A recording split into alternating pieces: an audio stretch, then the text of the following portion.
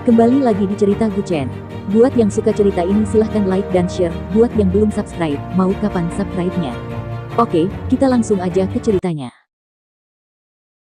Guchen, bab tahun 1621 sampai tahun 1625. Hakikat sejati manusia. Mendengar kata-kata kakeknya, Murongyi mengerutkan kening. Kakek, ada apa denganmu akhir-akhir ini? Mengapa kau selalu mendesakku untuk melakukan sesuatu? Ah, kakek semakin tua. Satu-satunya penyesalanku, dan satu-satunya hal yang kukhawatirkan sekarang, adalah kau. Pria tua itu menatapnya dan berkata dengan lembut. Dalam hidup ini, uang sangat diperlukan. Uang dapat menyelesaikan 99% masalah, tetapi ada dua hal yang tidak dapat diselesaikan. Cinta masa muda, dan kebahagiaan keluarga di usia tua. Pria tua itu sudah tua dan tidak memiliki keinginan. Satu-satunya hal yang dia khawatirkan adalah Murongyi. Dia tidak kekurangan uang, tetapi dia merasa bahwa Murongyi terkadang cukup menyedihkan. Setelah berjuang sendirian begitu lama, sudah saatnya untuk mencari bahu untuk bersandar dan beristirahat. Kakek, jangan khawatirkan aku. Aku sudah mengumpulkan cukup kekayaan untuk hidup nyaman selama 10 kehidupan. Kenapa aku butuh seorang pria? Dulu waktu muda aku tidak kekurangan pelamar, dan sekarang pun tidak akan kekurangan. Murongyi mengangkat bahu dan berkata pelan. Sekarang, jumlah pelamar di sekitarnya tidak bisa dikatakan hanya 1 digit. Dia bisa menyebutkan lebih dari 30 orang yang dianggap penting. Terlebih lagi, kecantikannya menyaingi Murong Waner, membuatnya mendapat julukan, kakak perempuan Murong. Dia bahkan lebih anggun daripada Murong Waner, pada dasarnya memenuhi standar estetika semua pria, tidak seperti wajah-wajah generik dan biasa saja dari selebriti internet. Karena itu, Murongyi tidak akan pernah kekurangan pelamar. Di masa mudanya, dia adalah wanita muda yang cantik. Di usia tuanya, dia pasti akan menjadi wanita tua yang sangat cantik yang memikat para pria tua di alun-alun. Masalahnya sekarang adalah, dia tidak kekurangan pria, tetapi dia kekurangan keinginan untuk menemukan satu. Itulah aspek yang paling bermasalah. Banyak orang tidak menikah. Banyak selebriti yang menganjurkan untuk tidak menikah, tetapi tidak menikah bukan berarti mereka tidak berkencan. Masalah terbesar Murongyi adalah dia tidak memiliki perasaan romantis terhadap pria. Wajar bagi seorang wanita untuk bekerja keras dan meraih kesuksesan, lalu menggunakan uang itu untuk memuaskan hasratnya. Ini umum terjadi pada pria dan wanita, itulah sebabnya cerita tentang wanita kaya yang mempertahankan pria yang lebih muda beredar. Bahkan berkencan pun tidak masalah, asalkan tidak sampai menikah. Tetapi dia sama sekali tidak memiliki pikiran seperti itu, itulah sebabnya Tuan Tua Murong semakin khawatir padanya. Orang-orang seperti ini, bahkan jika mereka memiliki banyak uang di usia tua, tidak akan benar-benar bahagia. Ini kartu namanya. Namanya Friesen. Dia seorang ahli psikologi dari Amerika Serikat. Jika Anda punya waktu, Anda bisa berbicara dengannya. Pria tua itu mengeluarkan kartu nama dari tasnya dan menatapnya, lalu berkata. Namun, Murong. Yi sedikit mengerutkan kening dan menatapnya, berkata, kakek, aku tidak sakit. Aku tidak mau pergi ke dokter. Meskipun dia sendiri tahu mungkin memiliki semacam masalah psikologis, siapa yang mau mengaku sakit secara sukarela? Setelah mengatakan itu, Murongyi melangkah ke atas. Kembali ke kamarnya, dia tidak langsung tidur, tetapi malah menggunakan ponselnya untuk mencari cara membangkitkan minat pada lawan jenis. Atau lebih tepatnya, apa yang harus dilakukan jika tidak tertarik pada pria. Tetapi setelah mencari cukup lama, yang dia temukan hanyalah bahwa dia acuh tak acuh terhadap pria dan perlu pergi ke rumah sakit untuk perawatan. Dalam istilah pengobatan tradisional Tiongkok, ini adalah kekurangan yang. Pria yang kekurangan yang akan kehilangan minat pada segala hal, dan wanita yang kekurangan yang akan serupa. Setelah mencari begitu lama, dia belum mendapatkan hasil yang diinginkannya. Keesokan harinya, pagi-pagi sekali. Pagi-pagi sekali keesokan harinya, lelaki tua itu sudah berada di lantai bawah sedang makan roti kukus, tetapi tidak ada suara dari lantai atas. Aneh, kenapa belum ada yang bangun pagi ini? Tanya lelaki tua itu, sambil menatap rumah dengan bingung. Wajar jika Murong Waner dan Guchen belum bangun. Memang wajar jika pasangan muda itu sedikit terlambat setelah waktu romantis. Tapi kenapa Murongyi belum bangun jam segini? Beberapa saat kemudian, terdengar sedikit gemerisik di kamar lantai atas. Tak lama kemudian, Guchen turun. Lelaki tua itu, sambil makan stik adonan goreng dan roti kukus, menatapnya dan berkata, anak muda, kamu masih perlu menjaga kesehatanmu. Tapi biar kukatakan, selagi kamu bersenang-senang dan bercanda, kamu benar-benar perlu. Pasangan seringkali cukup impulsif dan tidak terlalu memikirkan konsekuensinya, hanya fokus pada kesenangan mereka sendiri. Itulah mengapa lelaki tua itu berkata demikian, tetapi Murong Waner berkata dengan malu-malu, "Oh, kakek, omong kosong apa yang kakek bicarakan? Kami tidak. Dia hanya lelah, aku tidak lelah." Begitu. Dia mengatakan ini, lelaki tua itu mungkin menyadarinya juga. Hah? Gu Chen menghela napas tak berdaya. Lelaki tua itu tertawa dan berkata, "Hahaha. Dasar bocah nakal, kau perlu lebih banyak berolahraga. Tubuhmu tidak mungkin lebih lemah dariku. Dulu ketika aku masih muda, aku penuh energi, seorang tiran kecil yang tak terkalahkan yang bisa masuk dan keluar 7 kali. Kau jauh lebih rendah dariku saat itu. 16 kali tadi malam." Murong Waner dengan cepat menepuk pahanya dan menatapnya tajam, menunjukkan bahwa dia tidak boleh bicara omong kosong. Setelah sarapan, salju di luar telah berhenti, dan halaman tertutup lapisan salju yang tebal. "Aku ingin membuat manusia salju." Gu Chen mengacungkan jempol dan tersenyum. "Tunggu, aku akan segera membuatnya untukmu." Tak lama kemudian, ia menggunakan sekop untuk mengumpulkan salju dan menumpuknya menjadi boneka salju. Ia juga ingin bermain, tetapi Gu Chen memarahinya dan menyuruhnya pulang. "Ngomong-ngomong, apa yang kau katakan pada kakakku semalam?" tanya Murong Waner dengan penasaran.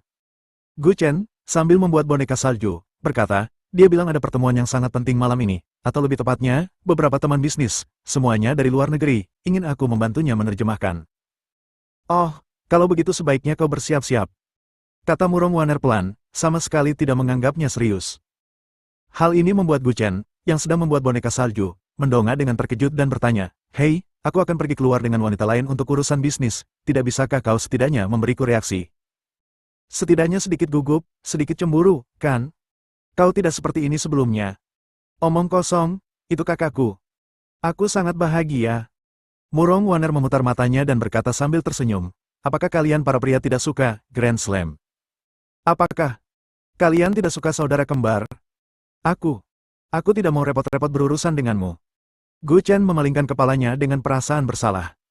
Sejujurnya, pria manapun mungkin akan berpikir seperti itu, kan? Pikiran pria sangat sederhana, mereka hanya menyukai wanita muda yang cantik. Tidak seperti wanita, 3 wanita yang tinggal bersama dapat membentuk 4 kelompok. Tak lama kemudian, Gu Chen fokus membuat manusia salju dan dengan hati-hati mengukirnya sedikit demi sedikit dengan pisau. Tak lama kemudian, dia mengukir manusia salju yang sempurna. "Wow, apakah ini saudari peri dari The Return of the Condor Heroes? Dia sangat mirip dengannya." Murong Waner berseru kaget saat melihat patung salju yang telah dipahatnya. Bagi kebanyakan orang, citra Xiao Longnu, gadis naga kecil, yang seperti peri mungkin terbatas pada karakter yang diperankan oleh Liu Yifei. Karena itu, Gu Chen memahatnya berdasarkan ingatannya sendiri. Dia adalah penggemar berat drama TV Jin Yong saat masih muda, dan patung manusia salju ini adalah cara sempurna untuk menghidupkan kembali masa mudanya. Gu Chen melipat tangannya dan dengan hati-hati memeriksa manusia salju itu, "His. Sepertinya ada yang kurang, tidak punya jiwa." Beberapa detik kemudian, sebuah ide yang agak luar biasa muncul di benaknya. "Aku sudah menemukannya. Bab 1568 dia milikku." Membaca catatan. Ukuran huruf, besar sedang kecil lampu pelindung mata mati. Setelah mengatakan itu, dia masuk ke dalam rumah. "Hei, apa yang kau lakukan?" Murong Waner bertanya dengan curiga. Ketika Gu Chen keluar beberapa saat kemudian, dia tercengang. Pria ini benar-benar mengambil pakaian dalamnya dan memakaikannya pada boneka salju, dan tidak lupa untuk menyampirkan kerudung tipis di atasnya. Gayanya berubah dari murni menjadi vulgar. "Puff!" Murong Waner menyemburkan seteguk air, "Pergi ke neraka. Kau terlalu vulgar." Awalnya, itu adalah citra Dewi yang murni dan angkuh ketika pertama kali dipahat, tetapi setelah Gu Chen mengacaukannya, itu langsung berubah menjadi aura wanita vulgar. Benar saja, perbedaan antara sampah dan seni sepenuhnya terletak pada pikiran Gu Chen. Dia bisa mengubah sesuatu menjadi seni hanya dengan lambaian tangannya, menciptakan permata langka. Tentu saja, dia juga bisa mengubah karya seni langka menjadi sampah dalam sekejap mata. Mengenakan barang-barang ini langsung menurunkan status sosial seseorang beberapa tingkat. Keduanya bermain dan bersenang-senang di halaman, bahkan saling melempar bola salju. Tawa mereka terdengar sampai ke Murong Yi di kamarnya di lantai 3, yang membuka jendela untuk melihat keluar. Melihat adiknya dan Gu Chen bersenang-senang, akan bohong jika mengatakan dia tidak terharu. Mereka yang telah hidup dalam bayang-bayang sejak kecil mendambakan secercah sinar matahari memasuki hidup mereka. Di aula lantai pertama, lelaki tua itu berdiri di dekat jendela, tatapannya bukan pada Murong Waner dan Gu Chen, tetapi tertuju pada patung gadis salju. "Tuan, Anda mimisan." Bisik kepala pelayan di sampingnya. Ia segera mengangkat tangannya untuk menyeka hidungnya, dan benar saja, 2 tetes darah menetes dari hidungnya. Kalian bocah itu benar-benar hebat. Di luar di halaman, keduanya bermain sebentar, dan sudah tengah hari. Baru menjelang makan siang juru masak mengeluarkan banyak makanan dari dapur dan meletakkannya di atas meja dalam mangkuk besar dan kecil. Kakakku belum turun juga? Murong Waner bertanya pelan sambil duduk di kursi. Pria tua itu melihat ke lantai 3 dan menggelengkan kepalanya dengan bingung. Aku baru saja memanggil seseorang untuk memanggilnya turun. Aneh sekali, biasanya dia berangkat ke perusahaan pagi-pagi, kenapa dia belum turun sampai siang hari ini? Apakah dia tidur di atas? Dia sedang berdandan. Aku tidak tahu apa yang dia lakukan, dia sudah melakukannya sepanjang pagi. Tepat saat ini, langkah kaki terdengar dari lantai atas. Gu Chen sedang memegang sumpit dan hendak memasukkan sepotong daging sapi rebus ke mulutnya, tetapi ketika dia mendongak dan melihat sosok di lantai 2, dia sangat terkejut hingga daging sapi di mulutnya jatuh ke lantai. Sumpitnya pun jatuh ke lantai, benar-benar tercengang. Kakak? Seru Murong Waner kaget, mengikuti pandangannya. Murong Yi mengenakan atasan rajut hitam, rok pendek hitam, celana ketat, dan stoking hitam dengan tali pengikat. Dia tampak begitu memukau sehingga setiap pria akan merasa ingin mencabik-cabiknya. Murong Yi berjalan menuruni tangga, melirik Gu Chen yang sedang makan, dan berkata dingin, bersihkan air liurmu, saatnya bekerja. Slurp! Gu Chen menelan ludah dan berkata, hei, kau harus memberi makan orang dulu. Aku akan mengantarmu ke sana, hanya untuk makan. Murong Yi masih memiliki tatapan dingin dan angkuh saat dia berjalan keluar pintu. Ketika dia sampai di pintu, dia berhenti dan berbisik, kau punya waktu 1 menit untuk bersiap-siap. Aku akan menunggumu di mobil. Setelah mengatakan itu, dia berjalan keluar. Meskipun wanita ini dingin, Gu Chen sama sekali tidak marah. Benar saja, wanita cantik memiliki hak istimewa. Gu Chen hanya merapikan dirinya, pergi ke kamar mandi, menata rambutnya, lalu memberitahu lelaki tua itu dan Murong Waner sebelum meninggalkan aula. Sebuah BMW seri 3 terparkir di luar halaman. Bagi orang biasa, mobil itu mungkin dianggap layak, tetapi bagi Murong Yi, itu terlalu sederhana. Seseorang dari kelas sosial yang lebih tinggi mengendarai mobil kaliber seperti itu menunjukkan bahwa dia tidak terlalu tertarik pada hal-hal seperti ini. Atau mungkin kesenangan terbesar Murong Yi bukanlah menghabiskan uang, tetapi mencari cara untuk mendapatkannya. Karena itu, dia tidak terlalu menginginkan harta benda, tidak seperti beberapa orang yang suka membeli Porsche, Bentley, dan sejenisnya. Gu Chen awalnya berniat duduk di kursi penumpang, tetapi dia mendapati Murong Yi sudah duduk di sana. Dia berbalik dan berjalan ke kursi pengemudi, mengencangkan sabuk pengamannya, dan tanpa sadar melirik ke samping. Hei, kakak ipar. Apa kau tidak kedinginan? Tanya Gu Chen bingung. Benar saja, semua orang mengatakan wanita ini tidak takut dingin. Di kota Fengtian, suhu sudah beberapa derajat di bawah nol, bahkan dengan salju lebat. Dia masih berpakaian begitu seksi, sepatu hak tinggi dan stoking. Dia khawatir dia mungkin akan terkena radang sendi ketika dia tua nanti. Murong Yi duduk di samping, menatap lurus ke depan. Heh, seperti yang kuduga. Kalian para pria hanya menyukai wanita yang berpakaian seperti ini. Jika para pria tidak menyukainya, mengapa kalian para wanita perlu berpakaian begitu seksi? Balasnya dengan cepat. Tapi harus kuakui, kau berpakaian sangat bagus. CK. Meskipun ekspresi Murong Yi tetap tenang, diam-diam dia merasa senang. Gu Chen benar. Alasan utama wanita sangat suka berdandan adalah untuk membuat orang lain terkesan, terutama pria. Pujian dari seorang pria adalah motivasi bagi seorang wanita untuk mengenakan stoking di cuaca dingin seperti itu. Beberapa orang mungkin berpendapat bahwa mereka berdandan cantik untuk keuntungan mereka sendiri. Tetapi, jika dunia ini penuh dengan wanita, apakah Anda akan mengambil risiko terkena rematik di suhu di bawah nol dengan mengenakan stoking? Jawabannya adalah tidak sama sekali. Siang hari, di sebuah hotel tepi sungai yang membeku di kota Fengtian. Di sebuah kamar pribadi yang sangat mewah. Gu Chen, Murong Yi, dan 6 klien asing duduk di sebuah meja, menikmati hidangan Tiongkok yang terkenal. Para klien bukan berasal dari negara tertentu. Ada wanita cantik berambut pirang dan bermata biru, pria Asia berambut gelap, dan bangsawan Eropa. Tatapan para pria sebagian besar tertuju pada Murong Yi. Gu Chen menyapa mereka dalam berbagai bahasa. Tidak perlu semua hal rumit itu, kami mengerti bahasa Sia. Kata seorang pria berambut pirang dengan santai. Ini membuat penampilan Gu Chen menjadi sia-sia. Dia melirik Murong Yi dan terkekeh, karena semua orang ada di sini, mari kita semua menikmati masakan Xia. Makanan Xia otentik sulit ditemukan di luar negeri. Heh, anak muda, beberapa hal bukan urusanmu untuk mengatakannya. Ketahuilah tempatmu. Seorang pria dengan kepang kecil mencibir. Orang-orang ini adalah perwakilan dari negara asing, terutama di sana untuk membahas bisnis dengan keluarga Murong. Setiap kesepakatan bernilai miliaran, bahkan puluhan miliar, dan merupakan proyek internasional. Oleh karena itu, kata-kata itu seharusnya diucapkan oleh Murong Yi, wanita terkemuka di kota Fengtian. Orang-orang ini hanya ingin berbisnis dengannya. Dia orangku. Tenggorokanku sedang tidak enak badan hari ini, jadi dia akan berbicara mewakiliku. Murong Yi berkata langsung, membuat semua orang terdiam. Awalnya, semua orang meremehkan Gu Chen, tetapi setelah mendengar kata-kata Murong Yi, mereka semua memandangnya dengan hormat. Orang-orang ini berasal dari perusahaan konstruksi asing ternama, perusahaan minyak, perusahaan gas alam, dan beberapa perusahaan suku cadang otomotif. Selatan terutama dikenal karena biji-bijian dan kerajinan tangan kecilnya, sedangkan utara lebih fokus pada industri dan industri militer. Oleh karena itu, banyak perusahaan industri besar datang ke utara, sementara lebih sedikit yang pergi ke selatan.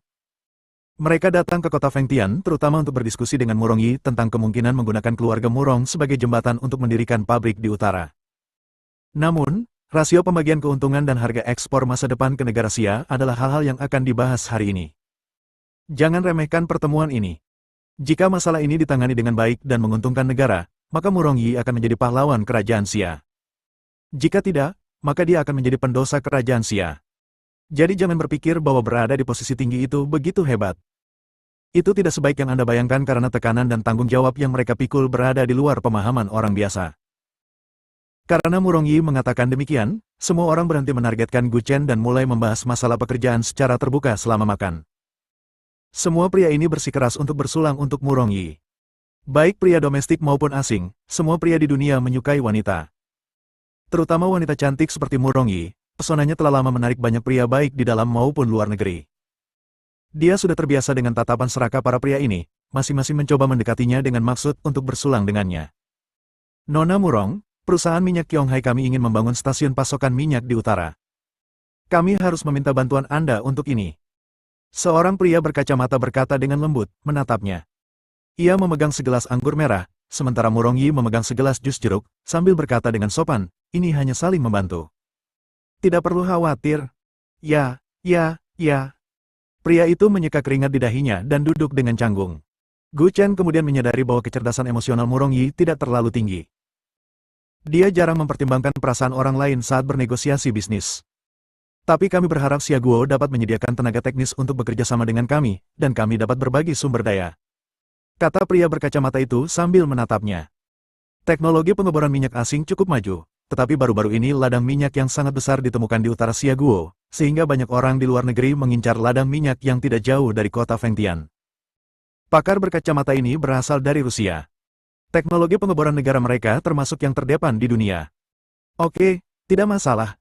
Untuk berbagi sumber daya, Anda perlu memperkenalkan teknologi pengeboran KF2 ke Xia Guo terlebih dahulu.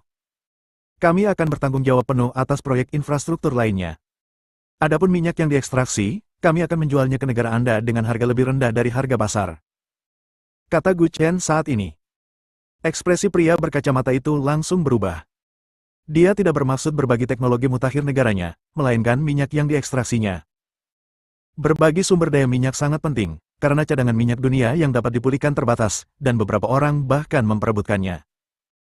Dirgantara, mobil, kapal, dan banyak teknologi lainnya membutuhkan ekstraksi minyak, tetapi banyak negara hampir kehabisan cadangan mereka, dan harga telah meningkat akhir-akhir ini. Tidak. Maksudku membagi ladang minyak ini secara merata. Kata pria berkacamata itu pelan kepada Murong Yi. Jika Nona setuju, kami bersedia membawa peneliti profesional ke negara Xia. Murong Yi tidak berbicara, tetapi menatap Gu Chen, bagaimana menurutmu? Seorang koki bekerja di restoran, jadi dia tidak bisa mengharapkan pemiliknya memberikan setengah, bahkan seluruh tempat itu hanya karena dia menyumbangkan keahliannya, kan?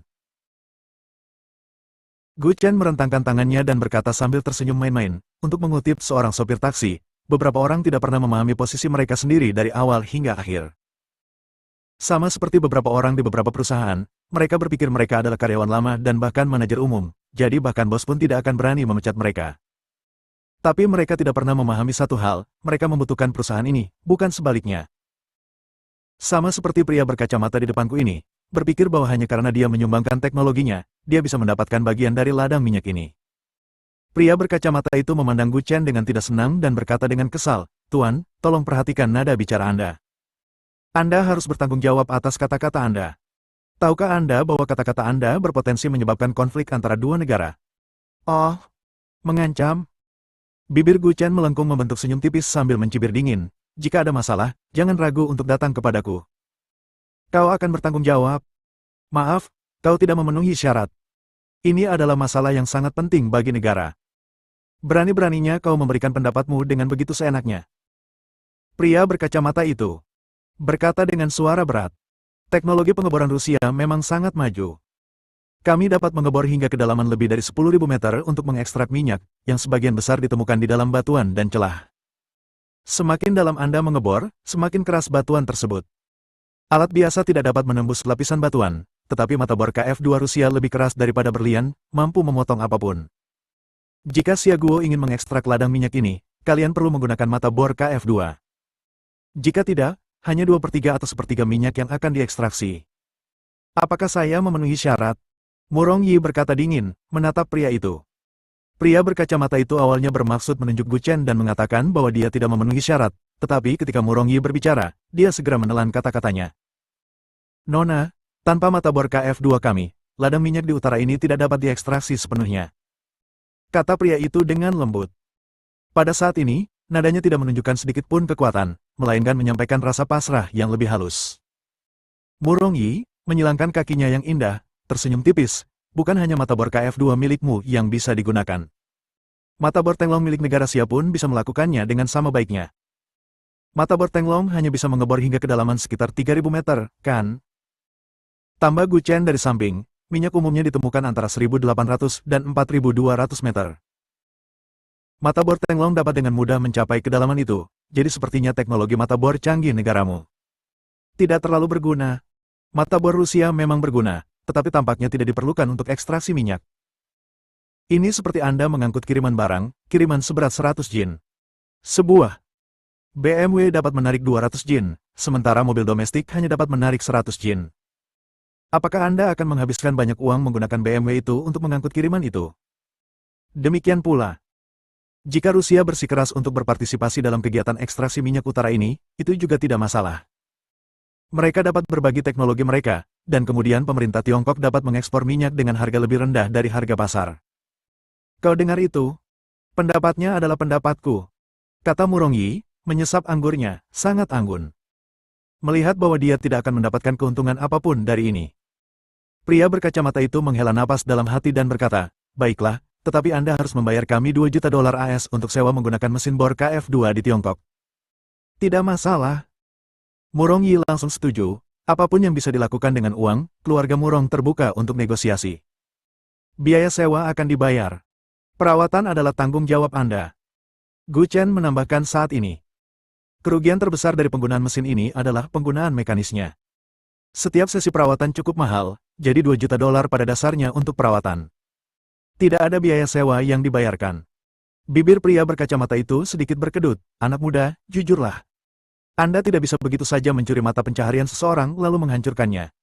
Jika Gu Chen tidak ikut campur, Murong Yi pasti akan dirugikan hari ini. Setidaknya $2 juta AS untuk sewa sudah pasti, belum lagi biaya perawatan tambahan. Setiap sesi perawatan menelan biaya $10.000 AS. Dan tidak ada yang tahu berapa tahun proyek ekstraksi akan berlangsung. Mungkin $2 juta AS hanya cukup untuk memelihara mesin sampai ladang minyak selesai. Pada akhirnya, setelah bertahun-tahun bekerja, tampaknya Rusia tidak mendapatkan banyak keuntungan. Saya seorang pengusaha, tentu saja saya akan mencoba menghemat uang negara saya semaksimal mungkin. Gu Chen merentangkan tangannya dan tersenyum, sama seperti. Mendengar dia hendak menggunakan analogi lagi, pria itu dengan cepat melambaikan tangannya, "Baiklah, baiklah. Aku takut padamu." Mereka bilang orang Tiongkok punya kata untuk itu, lidah yang fasih. "Aku tidak bisa membantahmu. Mari kita lakukan dengan caramu." Puff. Untuk pertama kalinya, Murong Yi tidak bisa menahan tawa. Dalam kolaborasi semacam ini, dia selalu memprioritaskan kebutuhan orang lain. Oleh karena itu, banyak orang suka datang ke utara untuk membahas kerjasama dengan Murong Yi, karena mereka tahu bahwa selama mereka tidak melanggar prinsipnya, kerja sama biasanya dapat diselesaikan. Tetapi siapa sangka bahwa hari ini, dengan kehadiran Gu Chen, banyak orang diam-diam bersekongkol untuk mendapatkan bagian keuntungan yang lebih besar dari keluarga Murong. Benar saja, setelah pria ini membahas bisnis minyak, yang lain mulai merasa tidak nyaman. Setelah diskusi selama 1 jam, beberapa orang diam-diam merokok di pinggir, benar-benar terkejut dengan kata-kata Gu Chen. Mereka hanya memiliki satu kesan tentang Gu Chen, licik. Pria ini jelas seorang pebisnis yang cerdas, dengan indera penciuman yang sangat tajam. Dia dapat menemukan celah apapun dalam kontrak. Mereka yang berpikir untuk menyembunyikan klausul tersembunyi dalam kontrak pada dasarnya dapat menyerah pada ide itu. Gu Chen tidak hanya cerdas, tetapi Murong Yi juga tidak bodoh. Hanya karena dia tidak mengatakan sesuatu bukan berarti dia tidak tahu. Hanya saja orang-orang asing ini mengira Murong Yi adalah seorang wanita dan tidak mudah diintimidasi dalam hal-hal seperti ini. Tetapi sebaliknya, dia tahu segalanya tentang hal-hal ini. Dia hanya terlalu malas untuk mengungkapkannya. Wanita terkadang malu dan merasa sulit untuk mengungkapkan pendapat mereka, tetapi pria berbeda. Bersambung.